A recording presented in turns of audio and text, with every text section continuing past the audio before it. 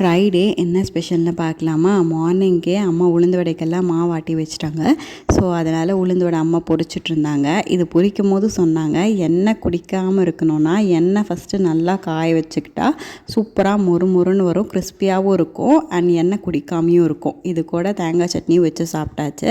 ஆஃப்டர்நூனுக்கு வந்து ஃபிஷ்ஷு தான் எடுத்திருந்தோம். ஃபிஷ் எடுத்தே 2 வருஷம் ஆயிருந்து. சில பேர் வீட்டில் ஃபிஷ்ஷு சாப்பிட மாட்டாங்க, அதனால் இது எடுக்கிறதே இல்லை.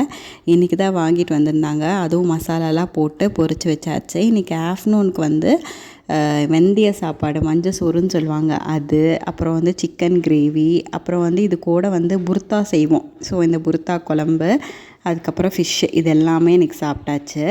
இன்றைக்கி வந்து ப்ரௌனி டெலிவரி வேறு இருந்தது, அதனால் பக்கத்தில் கேட்டிருந்தனால ப்ரௌனி பைட்ஸ் குட்டி குட்டியாக கட் பண்ணி அது கூட பிஸ்காஃபும் நியூட்டலாக போட்டு ரெடி பண்ணி கொடுத்தாச்சு. சூப்பராக ரிவ்யூ கொடுத்துருந்தாங்க. உங்களுக்கும் இந்த மாதிரி ப்ரௌனிஸ் வேணும்னா வாட்ஸ்அப் பண்ணுங்கள்.